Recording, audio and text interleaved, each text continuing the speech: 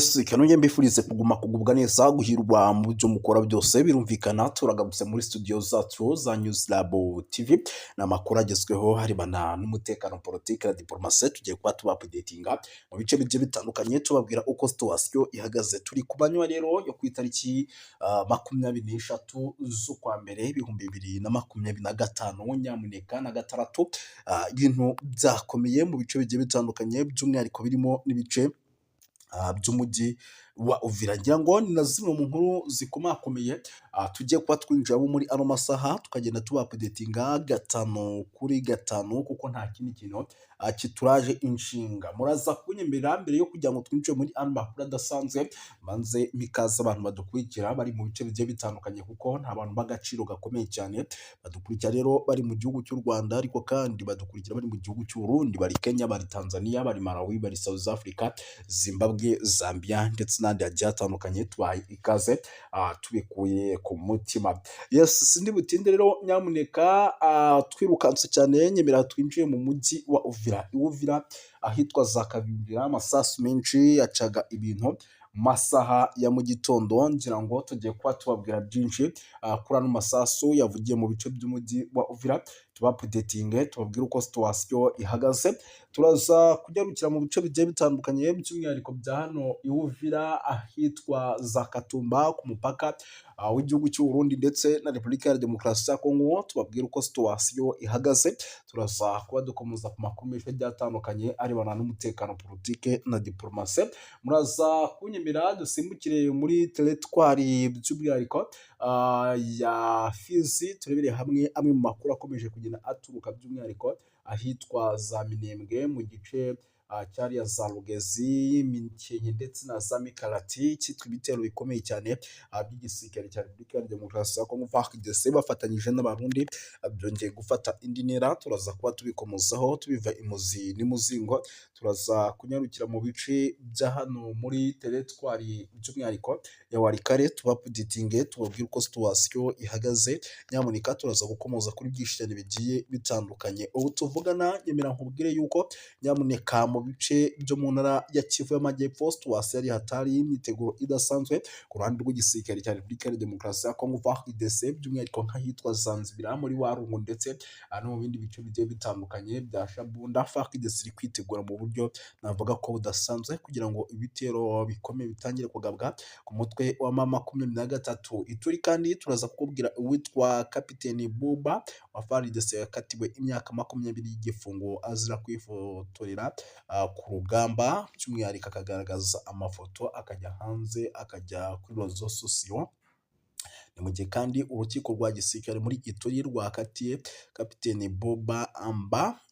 Jandanisi umuyobozi wa batayo w'agateganyo w'ingabo zirwanira ku butaka mu mazi ku kiyaga by'umwihariko cya Albert ni igifungo rero cy'imyaka 20 nyuma yo guhamwa n'icyaha cyo kutubahiriza amabwiriza ya gisirikare yifotoreza n'ingabo yarayoboye ku mirongo y'imbere ku rugamba hagati mu gikorwa kurwanya n'inyeshyamba z'umutwe wa Selapi wa Thomas Lubanga yahise rero ashyira amafoto hanze ibi rero akaba ari byo FARDC yahise imushinze kavuga uti tugomba kuza kumuta mu mvuto ku itariki rero by'umwihariko 8 ukwakira 2025 Kapiteni Buba Ambwa yayoboye umutwe w'ingabo mu bwato bwihuta bugera ku nkombe za Nyambamba Ikasenyi bagiye guhangana n'inyeshyamba za Kalapu cyangwa se CLAP muri icyo gikorwa rero nkuko twikesha ibitangazamakuru byandikira ku butaka bwa Repubulika ya Demokarasi ya Kongo yafashe amashusho n'abantu be bakoresha telefoni ye mbere yo kuyashyira ku mbuga nkoranyambaga ubushinjacyaha rero bwasobanuye ko iki gikorwa ari ukurenga ku mabwiriza mu gihe cy'intambara nyuma yo kubitekerezaho urukiko rwasanze umusirikare ahamwa n'icyaha rutegeka yuko yakirukanwa muri FARDC ruvuga ko iki gihano cyari kigamije kuburira abandi basirikare ubwunganizi bwe burajuriye kuri iki cyemezo ariko byamaze kuba bigaragara yuko ibintu nyamuneka ataza kuba abicika muri rusange ibiryo rero byamaze kuba bitera ubwoba abatari bake ndetse ibintu byakomeye by'umwihariko ku mirongo y'imbere ku rugamba ikindi kandi nyemera duhite dusimbukira mu ntara ya Kivu y'Amajyaruguru muri teritwari ya Walikale. Walikale naho ntabwo ibintu byoroshye, uwitwa General Guido Shimidayi arimo arakomeza gusuka abasirikare, mu gihe igisirikare cya M23 nacyo rero nta kabuza kirimo kirakomeza gusukanuza, ariko kandi ibi bikaba byakozwe mu gihe impande zombi zishobora kuza nyamuneka kugoma gukozanyaho. Ni ukuvuga ngo muri teritwari ya Walikale ibintu birakaze, igisirikare cya FARDC gikomeje kugenda gikora buri kimwe cyose gishoboka kugira ngo amahoro n'umutekano biboneke, ariko nyamuneka ibintu ntabwo byoroshye habe na mba, kuko FARDC irimo iragerageza kuba yatangira ibitero bikomeye cyane ku mutwe wa M23, mu gihe M23 nayo ivuga iti abasivile nta kintu na kimwe kigomba kubahungabanya, tugomba kubarinda, kuko imyiteguro idasanzwe hagati ku mpande zombi hano irakomeje ku rwego rwo hejuru. Ibi si nabyo by'umwihariko turi bukomozeho cyane, ahubwo munyemerere turebere hamwe iby'amakuru akomeje kugenda aturuka mu mujyi wa Uvira. Uvira naho ibindi bikoresho byinshi by'ingabo z'Abarundi byaraye byisutse, amasasu menshi cyane akomeje kugenda yumvikana mu bice bigiye bitandukanye bya hano muri za Songo, za Kavimvira. Amasasu ni menshi, by'umwihariko akomeje kugenda yumvikana mu buryo navuga ko budasanzwe. Hari amakuru rero namaze kwakira yuko isaha ku isaha nyamuneka ibintu bishobora kuza guhindura isura, by'umwihariko muri ibi bice bya za Uvira, mu gihe ikijyanye n'ibikorwa by'ubugizi bwa nabi byaba bikomeje. Igisirikare cy'intare kikaba gishobora kuza kuba cyakongera kwataka mu buryo budasanzwe, by'umwihariko ibi bice by'umujyi wa Uvira. Ariko kandi nanone ku rundi ruhande ndabona hari byinshi hano bari kunyandikira, yes, ntabwo ndi butinde, kadukomeze by'umwihariko inkuru tuyinjiremo. Uwitwa Love rero yunzemo ati Uburusiya bwiteguye kuba umuhuza, ati turamutse dusabwe kuba umuhuza nta n'umwe twaziringira twaba umuhuza, by'umwihariko nta kintu na kimwe dushingiye kuri ubu. Rero imyaka imaze kuba ine ingabo za Kongo Kinshasa zihanganye n'umutwe w'umutwe w'inyeshyamba wa M23, icyo kimwe kivuga ko ushyigikiwe n'u Rwanda. Minisitiri rero Serge Lavrov ubwo yabazwaga ku mpamvu y'intambara itarangira, mu gihe hari amasezerano y'amahoro aheruka gusinywa i Washington DC hagati ya Perezida Antoine Felix Tshisekedi Tshilombo ndetse na Perezida Paul Kagame w'u Rwanda, yavuze ko impamvu ari ibibazo bimaze igihe kirekire no kuba M23 ifite imbaraga by'umwihariko nyinshi. Ati ku byerekeye kwigamba kwa Donald Trump wavuze ko iriya ntambara iri mu ntambara umunani ku isi, avuga ko amaze kurangiza, ariko wibuke ko aherutse kwivugira ubwe ko iyi ntambara yongeye kwaduka. Hari ibibazo bikomeye rero bimaze igihe kirekire, rero ntibirabonerwa umuti ushobora kuva mu masezerano, by'umwihariko intambara ikarangira. Yunzemo ati iruhande rw'ibindi bibazo byinshi hari uno mutwe wa M23, si ukuvuga ko wemeye n'amategeko, ariko ni umutwe ufite ingufu by'umwihariko zikarishye mu rwego rwo hejuru. Ubwo rero byumvikana yuko nyamuneka no kurangiza iyi ntambara byaba ari kimwe mu bintu nyine bikomeye, byaba ari kimwe mu bintu bikomeye ku rwego rwo hejuru. Sindi butinde rero, nyemera dukomeze n'ubundi turebere hamwe ibikomeje kugenda bivugwa, usibye ibi Uburusiya bwatangaje ku kijyanye n'intambara by'umwihariko iri kubera ku butaka bwa Repubulika ya Demokarasi ya Kongo. Nyemera nkubwire ibyo uwitwa General Sultan Makenga, umugaba mukuru igisirikare cy'umutwe wa M23 by'umwihariko yatangaje yateguje abayoboke buriya mutwe by'umwihariko yuko uyu mwaka w'2026 uzarangwa n'akazi gakakaye. Ni mu gihe kandi urugamba rwo kubohora Repubulika ya Demokarasi ya Kongo rugikomeje n'ubundi nk'ubusanzwe. Makenga rero yabibateguje aba bayoboke ku wa gatatu tariki ya 21 Ukuboza, ni ku munsi w'ejo mu nama y'abayobozi bakuru ba AFC M23 bagiranye n'abayoboke bayo bo mu ntara ya Kivu y'Amajyepfo. Ni inama rero yabereye mu mujyi wa Bukavu. Makenga rero yashimiye abayoboke ba AFC M23 mu ntara ya Kivu y'Amajyepfo ku bw'akazi gakomeye bamaze gukora, ariko abibutsa ko intambara bamaze imyaka 4 batangiye igikomeje. Ati turacyari mu ntambara n'imyitwarire nk'aho mukiri ku rugamba, nimube maso udahemuka, murangwe n'ikinyabupfura kandi mwitware neza nk'abiteguye kwitanga, ntimukitware nka bamwe mu bayobozi basigaye Kinshasa cyangwa nk'aho igihugu cyose cyamaze kubohorwa. General Sultani Makenga rero by'umwihariko yagaragaje urugendo rwo kubohora Repubulika ya Demokarasi ya Kongo, ihuriro rya AFC M23 ririmo rikora by'umwihariko rikoresheje imbaraga kugira ngo abaturage bongere kubona umutekano. Ati inzira iracyahari ndende kandi irasabwa kwiyoroshya, kwiyemeza ndetse n'inshingano. Urugendo babwira ni urugendo rusaba imbaraga nyinshi kandi izo mbaraga ni mwebwe. Ni intambwe rero by'umwihariko bahisemo yo guhagarika ibijyanye n'ibitero by'abagizi ba nabi kugira ngo amahoro aboneke. Makenga kandi yanashimangiye ko buri wese aho ari hose agomba kumva ko kubohora igihugu n'abaturage bacu bisaba intego n'umurava. Yunzemo ati mu mwaka wa 2026 ni umwaka uzarangwa n'akazi gakomeye. Ati umwaka wa 2026 uzaba umwaka w'akazi gakakaye, umwaka uzadusaba kubona ubushobozi, murava, ndetse n'umwaka uzadusaba by'umwihariko guhangana mu buryo bukomeye cyane. Umuhuzabikorwa rero wa AFC M23 Colonel Nanga nawe yasabye abayoboke bayo gufata inshingano, abibutsa ko AFC M23 nta bafana cyangwa se inkomamashyi zigomba kuhaba. Yunzemo ati buri wese agomba kwiyemeza no gukora ibyo asabwa mu rwego rwo kuzana impinduka. Ati niba turi kurwanya ubutegetsi bwa Kinshasa tutitware nk'ubutegetsi bwa Kinshasa, tutitware bitandukanye. Turi hano kubwo kwigwizaho ati turi hano kubwo kutigwizaho ubukire muri aba bagaragu. Ni mugome rero kuba abagaragu rero b'abanyekongo, abagaragu b'abandi, by'umwihariko barwanira ukuri no kwishyira ukizana. Nanga rero yabasabye kurangwa n'ubumwe kuko bemeye guhuriza hamwe amaraso yabo bakitangira by'umwihariko igihugu n'inzirakarengane zikomeje kugenda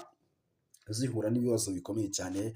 ku butaka bwa Repubulika Iharanira Demokarasi ya Kongo. Ibi byose ni bimwe mu bintu biri kugenda byumvikana neza cyane, ariko kandi munyemere babwire yuko muri Uvira ibintu bitameze neza. Abagera ku 1000 bamaze guhunga Uvira. Rwose ibintu birakaze muri Repubulika Iharanira Demokarasi ya Kongo ku ngaruka ku mitwe yitwaje intwaro ya gisirikare Wazalendo hamwe n'ingabo za Congo FARDC mu mujyi wa Uvira byatumye abantu babarirwa ku 1000 bahunga. Amakuru rero atangazwa na RFI ndetse aherutse gushimangirwa na HLW aravuga ko bahunze cyane cyane ari abanyamurenge cyangwa se abatutsi muri Kongo. Abandi rero bahise batangira guhunga ni abashinzwa gukorana na AFC M23, umutwe wari umaze ukwezi kurenga warafashe umujyi wa Uvira mbere yo kuvamo burundu tariki ya 17 Mutarama. Benshi muri abo bantu bagiye rero gushaka ubuhungiro mu midugudu iherereye mu kibaya cya Rusizi, cyane cyane mu mijyi ya Kamanyura, aho bari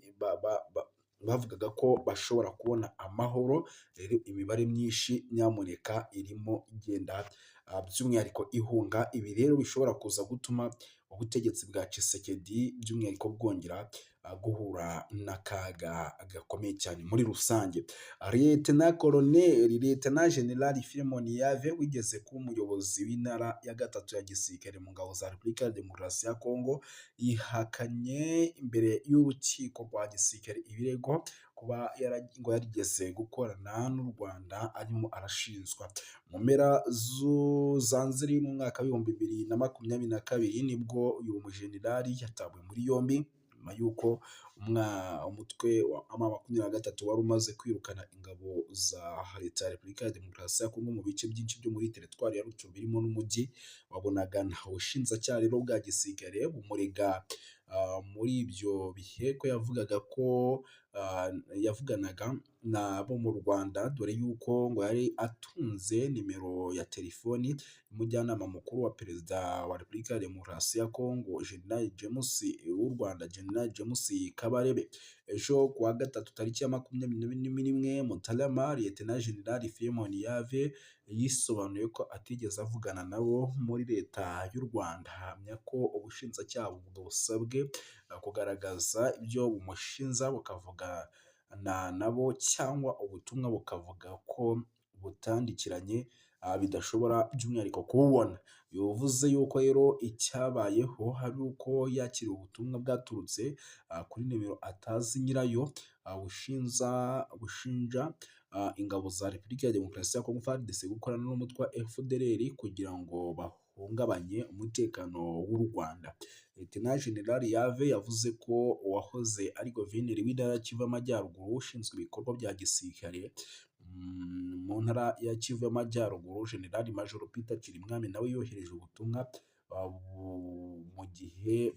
bari mu nama. Ati nabonye ubutumwa bwanditse budushinja gukorana na FDLR kugira ngo duhungabanye umutekano w'u Rwanda. Turangije inama na Peter Kirimwami yaje afite ubwo butumwa, ndi gushinjwa gukorana na FDLR mu bikorwa bya gisirikare. Nabwiye Kirimwami ko ubwo turi mu nama nakiriye ubutumwa muri telefoni bw'umuntu ntazi. Liyetena Jenerali Yave yatangiye kuburana tariki ya 19 Ukuboza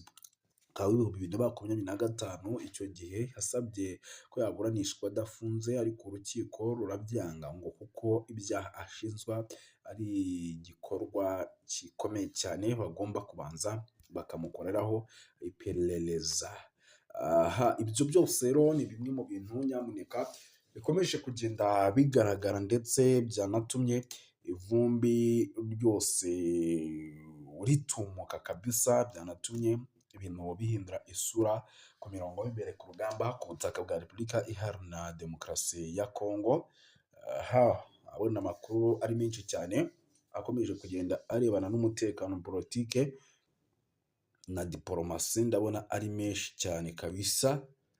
ndabona amakuru ari menshi cyane. Yes, ntago ndi butinde rero, nyamuneka reka dukomeze dukubite tubangura kuko ni byinshi bikomeje kugenda bivugwa. Munyemerere mbabwire yuko Iminembwe naho ibintu bimeze nabi, urugamba rwongeye gufata indi ntera.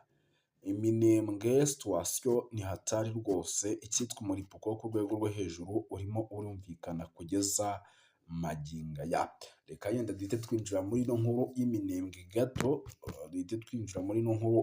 gato. Ni urugamba ubu tuvugana rero ukomeje kubera ahitwa za Mikarati, rukaba urugamba avuga yuko rwose rushobora kuza gutuma ingabo za Repubulika ya Demokarasi ya Kongo FARDC by'umwihariko zikomeza guhura n'akaga gakomeye n'Abarundi, kuko igisirikare cy'intare cyamaze kuzenguruka cyagose imisozi yose iri strategique, cyagose bigaragaza neza yuko gishaka kuza gukora buri kimwe cyose by'umwihariko kugira ngo umutekano n'amahoro biboneke mu buryo bwihuse cyane. Ibyo rero bikaba bigaragaza neza yuko uko amasaha akomeje kugenda yigira imbere, ibintu biraza kugumya guhindura isura mu buryo bukomeye cyane. Yes, reka by'umwihariko rero Iminembwe mu bice bya za Mikarati mbabwire yuko urugamba rukomeje kugenda rufata indi ntera, ariko kandi nubwo urugamba rukomeje kugenda rufata indi ntera, icyitwa FARDC ndetse n'abafatanyabikorwa babo barimo barakora buri kimwe cyose gishoboka kugira ngo umutekano uboneke, nubwo kugeza aya masaha ibintu byamaze kuba binanirana ku buryo buri hejuru, ariko bari gukora ibishoboka byose kugira ngo umutekano uboneke. Kuko nk'ubu tuvugana ahitwa za Nyamara bari kohereza abasirikare mu bice by'umwihariko bigiye bitandukanye, barimo bohereza abasirikare, ibi bigaragaza neza ko urugamba rushobora kuza gufata indi ntera, ubwo hari ku ruhande rwa FARDC ndetse no ku ruhande rwa M23 bakomeje kugenda by'umwihariko bahohereza abasirikare. Ndabona nyamuneka ibintu bimaze kuba ibindi bindi, ndabona ibintu bimaze kuba ibindi bindi, aha ndabona amakuru